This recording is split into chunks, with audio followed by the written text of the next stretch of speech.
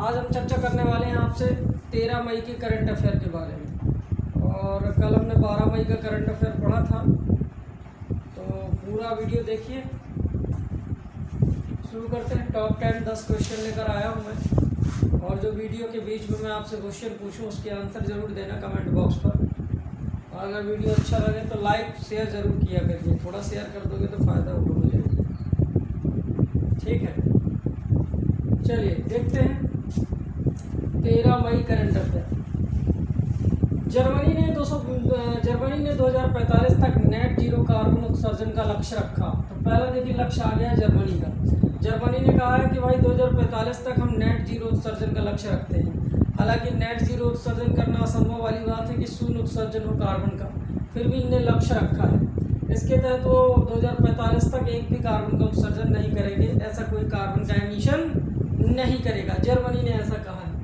इसके अलावा जर्मनी के अलावा मैं अगर आपको बताना चाहूँ कि 2050 तक इजराइल ने भी कहा था कि शून्य जीरो एमिशन, वो भी इजराइल ने भी कहा था कि शून्य जीरो एमिशन, एक भी कार्बन का उत्सर्जन 2045 तक नहीं करेगा।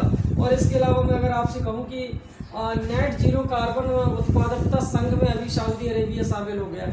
नेट उत्पादकता कार्बन संघ में अभी सऊदी अरेबिया भी शामिल हो गया है। और इसके अलावा अगर आपको देखना है तो ऐसे बहुत सारे क्वेश्चन आ रहे हैं जो नेट जीरो उत्सर्जन से जुड़े हैं। 2049 तक की एक घटना और याद रख सकते हो अगर याद रखना चाहो। 2049 तक इजराइल ने 2049 तक पोलैंड ने अपने यहाँ से कोयले के उत्पादन को भी पूरी तरह से बंद करने की घोषणा की थी। ये भी आपको याद रखना है।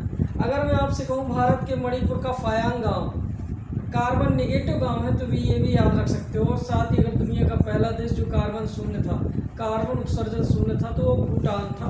ऐसे सारे क्वेश्चन आपको याद रख लेने। जर्मनी की राजधानी बर्लिन है। जर्मनी की राजधानी बर्लिन है। और जर्मनी की मुद्रा का अगर जर्मनी की मुद्रा का नाम देखोगे तो यूरो है शायद। और फ्रैंक वाल्टर स्टेमियर देख लेना आप, जर्मनी के प्रधानमंत्री। वैसे जर्मनी की चांसलर का नाम जरूर याद रखना, एंजेला मार्केल जर्मनी की कौन है? चांसलर है। और Angela Merkel is the most powerful lady of the world, सबसे ताकतवर महिला भी है विश्व की, शक्तिशाली। ये सब चीज़ें जर्मनी से आ जाएंगी। ठीक है, जर्मनी की संसद का नाम है बुंडेस्टेग। क्लियर, आगे बढ़ते हैं। अफगानिस्तान के दहला बांध पर कब्जा किया तालिबानियों ने। तो अफगानिस्तान के दहला बांध पर कब्जा कर लिया है तालिबानियों ने। वही है तालिबानी जो अभी इजराइल के साथ गाजा पट्टी पर उनका विवाद चल रहा है। हमास संगठन आतंकवादी संगठन है जिनके बीच युद्ध चल रहा है अभी, तो इजराइल से भी। तो वही तालिबानियों ने किस पर कब्जा कर लिया है? अफगानिस्तान के दहला बांध पर। और परमाणु जो वहाँ पर हमले हो रहे हैं, आतंकवादी घटनाएं हो रही हैं, वो बढ़ गई हैं अफगानिस्तान में।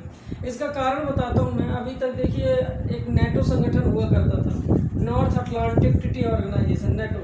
अमेरिका के आदेश पर नेटो संगठन अफगानिस्तान की सुरक्षा करता था।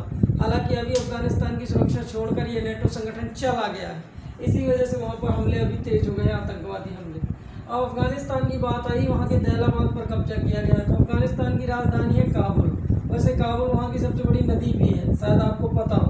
और अफगानिस्तान की मुद्रा का नाम है अफगानी अफगान वहाँ की मुद्रा है। और अशरफ गनी का नाम जरूर याद रखना, वहाँ के प्रधानमंत्री हैं अशरफ गनी अफगानिस्तान को भारत की सुरक्षा प्राचीर कहा जाता था। और पहले अफगानिस्तान और भारत के बीच जो सीमा रेखा हुआ करती थी डूरंड, हालांकि आज वो रेखा हो गई है अफगानिस्तान और पाकिस्तान के बीच डूरंड रेखा। तो ये भी याद रखना, अफगानिस्तान भारत को बहुत ही कम छूता है, नाम मात्र शायद 196 किलोमीटर अफगानिस्तान भारत को छूता है। हिंदुकुश पर्वत भी इसको टच करता हुआ जाता है अफगानिस्तान को। अगला क्वेश्चन देखते हैं। CBIC ने आश्वासन योजना की शुरुआत करी। तो पहले तो ये जानिए कि CBIC है क्या। CBIC central board of indirect taxes custom, central board of CBIC central board of indirect custom, यानी अप्रत्यक्ष कर से जुड़ा एक संगठन है जो व्यक्तियों पर अप्रत्यक्ष टैक्स लगाता है, CBIC। और CBIC ने अभी आश्वासन योजना शुरू करी है अपने कर्मचारियों के लिए। तो CBIC की स्थापना 1944 में हुई थी। CBIC का जो हेडक्वार्टर है वो दिल्ली में है। और वित्त आयोग के अंतर्गत CBIC आता है। और सुधीर चौधरी या अजीत कुमार याद रखना, अजीत कुमार इसके वर्तमान अध्यक्ष याद रखना। तो central board of indirect custom 1944 में स्थापना हुई थी। दिल्ली में इसका हेडक्वार्टर है और अजीत कुमार इसके अध्यक्ष हैं। और इसने CBIC ने योजना शुरू की है। इस योजना का उद्देश्य है कि जितने भी CBIC के कर्मचारी हैं, कोरोना महामारी के दौरान उनको फाइनेंशियल सपोर्ट किया जाता होगा, उनको मेडिकल सपोर्ट किया जाएगा, उनको इक्विपमेंट उपलब्ध कराए जाएंगे, इससे उन्हें लाभ होगा। और उनकी अगर मृत्यु हो जाती है तो उन्हें इकट्ठा धन भी दिया जाएगा। ये है आश्वासन योजना कर्मचारियों के लिए। ऐसा आपको याद रखना है। देखिए, टैक्स दो प्रकार के होते हैं, direct tax, indirect tax. Direct tax वो होते हैं जिनका वहन सीधे व्यक्ति को करना पड़ता है, और इनडायरेक्ट टैक्स वो होता है जो अपना टैक्स दूसरे पर ट्रांसफर कर सकते हैं। जैसे GST एक कैसा टैक्स है? GST एक अप्रत्यक्ष टैक्स है, याद रखना। चलिए, गुड्स एंड सर्विस टैक्स। अगला क्वेश्चन आता है, देखिए, नाओमी ओसाका ने Laureus sportsman 2000 Laureus sport women award जीता। ये याद रखना, तो ये जरूर याद रखना कि नाओमी ओसाका ने लॉरियस स्पोर्ट वुमेन 2021 का खिताब जीता। नाओमी ओसाका जापान की खिलाड़ी हैं, जापान की टेनिस प्लेयर हैं, और लॉरियस स्पोर्ट वुमेन अवार्ड 2021 उन्होंने जीत लिया है। ये क्वेश्चन आपसे पूछा जाएगा। देखिए, नजोमी ओकुहारा और नाओमी ओसाका, ऐसी दो खिलाड़ी जरूर याद रखा करो। ये दोनों की दोनों जापान की हैं, नजोमी ओकुहारा और नाओमी ओसाका।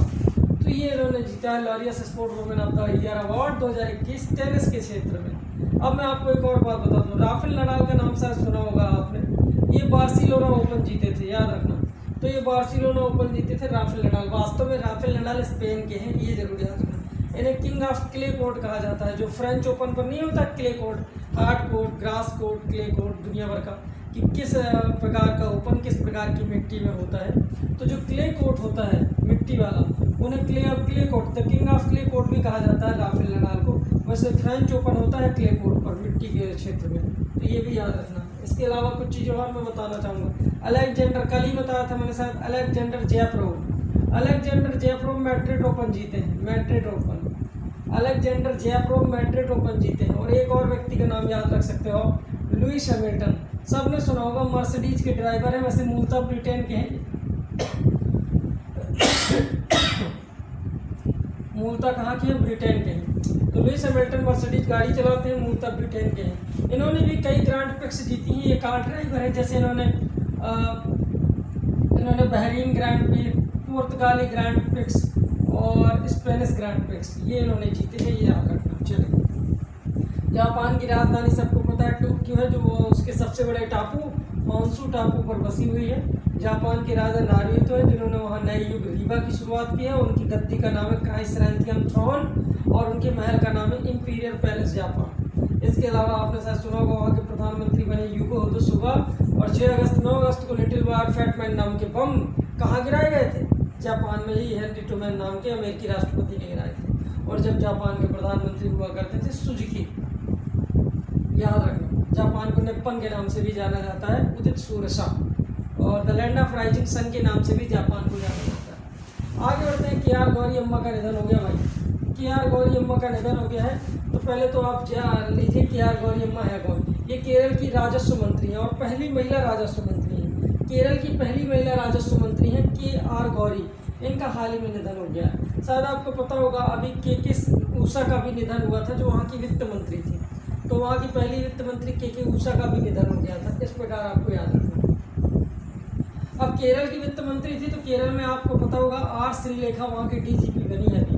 केरल की DGP R श्रीलेखा बनी, ये याद रखना। केरल के मुख्यमंत्री पिनाराई विजयन हैं। और केरल के हालांकि अभी चुनाव हुआ है, चुनाव के बाद देखेंगे कौन नया बनता है। और केरल के राज्यपाल जो है वो आरिफ मोहम्मद खान है, याद रखना। श्री अय्यर वहाँ के हाई कोर्ट के जज हैं। सब चीज़ें आपको याद रखनी पड़ेगी। हाई लिटरेसी रेट कहाँ है? केरल में। साइलेंट वैली कहाँ है? केरल में, तुंतीपूजा नदी के तट पर। इरामिकुलम, परामिकुलम, और इसके अलावा आपके साथ पेरियार और साइलेंट वैली राष्ट्रीय उद्यान केरल में ही सुने होंगे। और सबसे ज़्यादा सेक्स रेशियो भी केरल में है, 1084 बड़ा होगा। और वेम्बनाथ झील और अष्टमुदी झील। वेम्बनाथ झील भारत की सबसे लंबी झील है, याद रखें। अष्टमुदी झील भी आपको केरल में ही देखने को मिलेगी। और कथकली वहाँ का डांस है। और इसके अलावा आपके साथ सुना होगा मलयालम लैंग्वेज बोली जाती है केरल में। ये सब चीज़ें आपको केरला से याद रखना है। क्लियर? चलिए। और हाथी वहाँ का राज्य पशु है, ये भी आ जाता है एग्जाम में। 12 मई को अंतर्राष्ट्रीय नर्स दिवस मनाया गया है। देखिए 12 मई को ही क्यों अंतर्राष्ट्रीय नर्स दिवस मनाया जाता है, मैं पहले इसके बारे में बता दूँ। क्या आप जानते हो कि 12 मई को भारत की सबसे पहली नर्स फ्लोरेंस नाइटिंगेल का जन्मदिन था। तो 12 मई को हर साल इसीलिए नर्स दिवस मनाया जाता है, नर्सों को सम्मान देने और उन्हें जागरूक करने और उनकी देश और समाज के सेवा में क्या भूमिका है इस चीज़ को जागरूक करने के लिए 12 मई को अंतर्राष्ट्रीय नर्स दिवस मनाया जाता है, याद रखना। अच्छा, 1 जुलाई को क्या मनाया जाता है, क्या आप बता सकते हो? करंट बॉक्स पर लिख कर दिखाइए, करंट इसमें कमेंट बॉक्स पर बताइए कि 1 जुलाई को क्या मनाया जाता है, और अगर मनाया जाता है तो किसका जन्मदिन है, क्या ये सब लिख कर बताया। तो 1 जुलाई आपको मैं दे रहा हूँ, ठीक है। अच्छा, who is the father of medicine, तो who is the father of medicine, तो आपको बताना है धन्वंतरी। धन्वंतरी को मेडिसिन का पिता यानी ईश्वर कहा जाता है दवाओं का, और जब कोई MBBS बनता है तो धन्वंतरी की शपथ लेता है, ठीक है, कसम लेता है। इसके अलावा आपको पता होगा भारत में सबसे बड़ा डॉक्टरी सम्मान है VK रॉय सम्मान। VK रॉय सम्मान, ये भारत के पहले डॉक्टर थे। VK रॉय सम्मान जो है वो सबसे बड़ा हमारे डॉक्टरी के क्षेत्र का सम्मान है। पुराने आपने कई डॉक्टर जीवक सुना होगा। अवंती के राजा चंड प्रद्योत, जब पांडु रोग से पुलिक के लड़के चंड प्रद्योत, तो जीवक ने ही इलाज किया था। बिंदुसार ने जीवक को भेजा था अवंती के राजा चंड प्रद्योत का इलाज करने के लिए। इसके अलावा साथ आपने चरक सुना होगा, चरक संहिता उन्होंने रचा, वो आयुर्वेद के जनक माने जाते हैं। और सुश्रु संहिता शल्य चिकित्सा के जनक है आचार्य सुश्रुत। तो ये सब बड़े बड़े हमारे पुराने डॉक्टर थे जिनके बारे में भी आपको याद रखना। दिल्ली में 4थी भारतीय शिशु वार्ता का आयोजन किया गया। दिल्ली में 4थी भारतीय शिशु वार्ता का आयोजन किया गया। ये वास्तव में वित्तीय वार्ता थी। वित्तीय वार्ता से मतलब क्या है? वित्तीय वार्ता से मतलब है धन वित्त को, फाइनेंस को कंट्रोल करने के लिए ये दिल्ली में 4थे नंबर की वार्ता हुई स्विट्जरलैंड और इंडिया के बीच, याद रखना। अब ये वित्तीय वार्ता स्विट्जरलैंड और इंडिया के बीच दिल्ली में हुई है, याद, ये चीज़ याद रखना। तो पहले मैं आपको बता दूं स्विट्जरलैंड की राजधानी क्या है? बर्न है। और बर्न में देखिए एक हेडक्वार्टर है जिसे कहते हैं अंतर्राष्ट्रीय डाक संघ का। वैसे स्विट्जरलैंड का एक शहर है जिनेवा, इससे सब परिचित होंगे। तो WHO, WMO, WTO, red cross, सारे headquarter, ILO, world health organization, world humanitarian organization, world trade organization और red cross society, international labour organization, ऐसे सारे संगठन का हेडक्वार्टर आपको जिनेवा में ही देखने को मिलेगा। ये सब स्विट्जरलैंड। और दिल्ली के तो प्रधानमंत्री या मुख्यमंत्री आपको पता ही होंगे, केजरीवाल है। केजरीवाल है दिल्ली के कौन? मुख्यमंत्री। और राज्यपाल है अनिल बैजल, याद रखो। लोटस टेम्पल और कुतुब मीनार देखने लायक है। कुतुब मीनार के निर्माण ख्वाजा कुतुबुद्दीन बख्तियार काकी की याद में किसने करा था? अच्छा, दिल्ली का बहुत पुराना नाम, मैंने एक तो नाम आपको हस्तिनापुर बता दिया, हस्तिनापुर। आपको पता है दिल्ली का एक पुराना नाम हस्तिनापुर था। और दिल्ली का एक और पुराना नाम है, कमेंट बॉक्स पर आप लिख कर बता दीजिए कि हस्तिनापुर के अलावा भी दिल्ली एक और नाम से जानी जाती थी। दौलतागिरी, देवगिरी, ये सब नहीं है। आपको लिखना है कमेंट बॉक्स पर, ढूंढ कर या कहीं से भी लिख कर दिखाइए। देखते हैं कौन आंसर देता है दिल्ली का एक और नाम। 712 में दिल्ली अनंगपाल तोमर ने बसाई थी। चलो, तो दिल्ली का नाम कमेंट बॉक्स पर लिख कर दिखाना आपको। हस्तिनापुर नहीं, इसके अलावा। अब आते हैं, देखिए उड़ीसा CM ने पशुओं के लिए 6 लाख रुपए जारी किए। तो उड़ीसा के CM ने जो CM केयर फंड होता है, CM केयर फंड से कहा है कि पशुओं के लिए 6 लाख रुपए जारी कर दिए उनके चारे और भोजन के लिए। ये करा है उड़ीसा ने, बहुत महत्वपूर्ण काम है। उड़ीसा के मुख्यमंत्री नवीन पटनायक हैं और राज्यपाल आपको पता ही होगा गणेशी लाल है। और अभी बने हैं नए वहाँ के चीफ जस्टिस हिमा कोहली। हाँ ठीक, हिमा कोहली है। GS मुरलीधर है यार, सॉरी। तो उड़ीसा के नए जो हाई कोर्ट के जज बने हैं वो कौन है? मुख्य जज GS मुरलीधर है। अच्छा, उड़ीसा में आपको पता होगा सेल्फ हेल्प गवर्नमेंट स्व सहायता समूहों के लिए जीवन शक्ति योजना शुरू करी है। क्या आपको पता है कि सिमलीपाल नेशनल पार्क अभी चर्चा में था, उड़ीसा के मयूरभंज में स्थित है। और सिमलीपाल में आग लग गई थी जिससे उसका 1/3 हिस्सा भी जल गया था, तो चर्चा में आया था। क्या आपको पता है कि वहाँ पर आयुर्वेद पार्क शुरू किया गया है उड़ीसा में? आयुर्वेदा पार्क शुरू किया गया उड़ीसा में, ये भी देखिए क्वेश्चन आ सकता है। क्या आपको पता है 1 अप्रैल उड़ीसा दिवस मनाया जाता है? 1 मई है ना उड़ीसा दिवस? नहीं, 1 अप्रैल उड़ीसा दिवस 86वां स्थापना दिवस मनाया गया था, याद रखना उड़ीसा का। तो 86वां 1 अप्रैल को 86वां स्थापना दिवस मनाया गया था। क्या आपको पता है शतरंज अकादमी उड़ीसा में बन रही है? बहुत बड़ी शतरंज अकादमी अभी उड़ीसा में बनाई जा रही है। क्या आपको पता है उड़ीसा ने सबके लिए एक इमरजेंसी नंबर जारी किया है 112। इस नंबर पर डायल करके फायर की भी सारी सुविधाएं उपलब्ध होंगी। क्या आपको पता है LPG बुलाने के लिए मिस्ड कॉल सेवा भी शुरू की है। इसके अलावा क्या आपको पता है फायर पावर फायर पार्क भी उड़ीसा में बना है। तो ये सारे क्वेश्चन आपको उड़ीसा से याद रखना है, इतने सारे क्वेश्चन। राजधानी आपको पता ही है भुवनेश्वर है, कलिंगा स्टेडियम आपको यहीं पर मिलेगा। The second largest marine water lake of the world in the situated of Orissa Balasore district, याद रखना।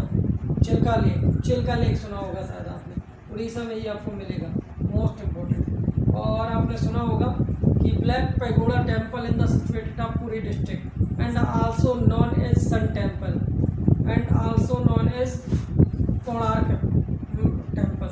तो चाहे कोणार्क मंदिर, चाहे ब्लैक पैगोडा, चाहे सन टेम्पल बोलो, नरसिंह देव प्रथम ने बनवाया, सेकंड ने बनवाया था। उड़ीसा के पुरी में ही आपको मिलेगा सन मंदिर, सूर्य मंदिर।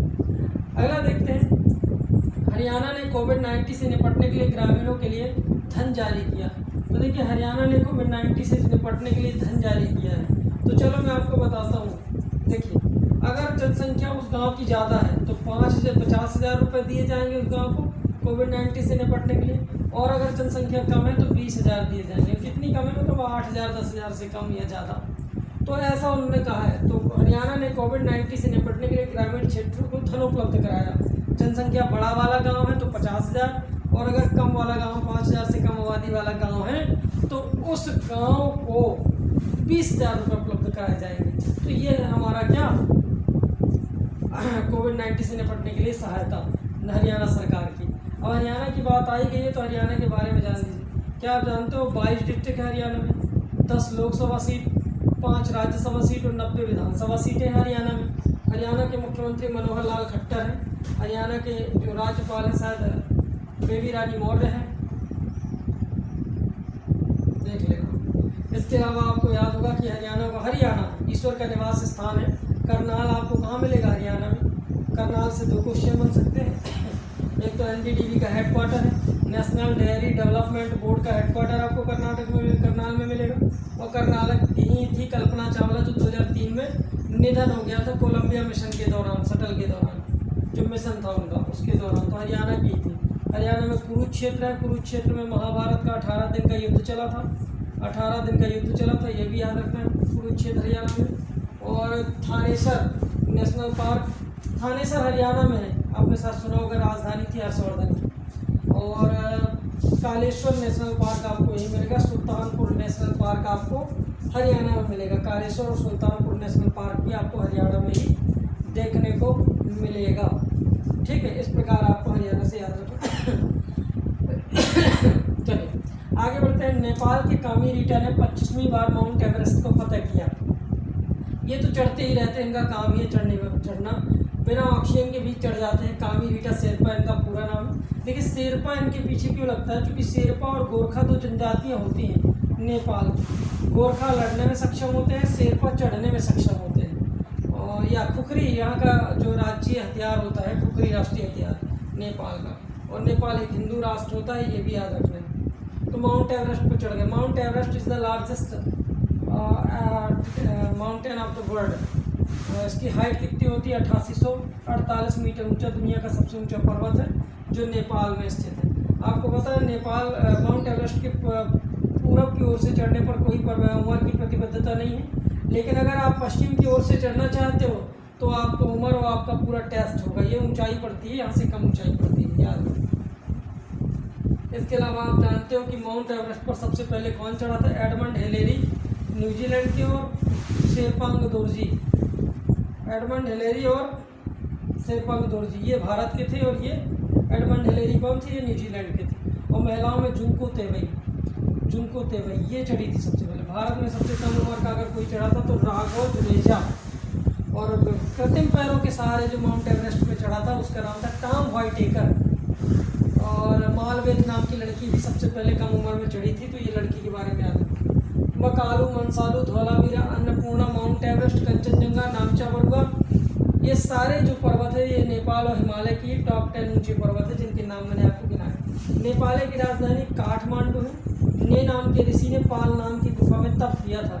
काठमांडू में पशुपति मंदिर है और सार्क का हेडक्वार्टर है। The south Asian association for the regional corporation, Kathmandu में ही सार्क का मुख्यालय है, याद रखो। और खड़गा प्रसाद शर्मा ओली, हालांकि उन्होंने इस्तीफा दे दिया है विवाद के चलते। अभी देखना आप करंट अफेयर। तो नेपाल के वो CM और पीएम है, याद रखना। और विद्या देवी भंडारी वहाँ की राष्ट्रपति है नेपाल की। ठीक, चलिए, तो इस प्रकार से हमारे टॉप 10 क्वेश्चन हो जाते हैं और मिलते हैं कल आपसे 14 मई के साथ। वीडियो पूरा देखा करिए और कमेंट के आंसर जरूर दिया करिए, इतना उत्तरदायित्व तो आप करें।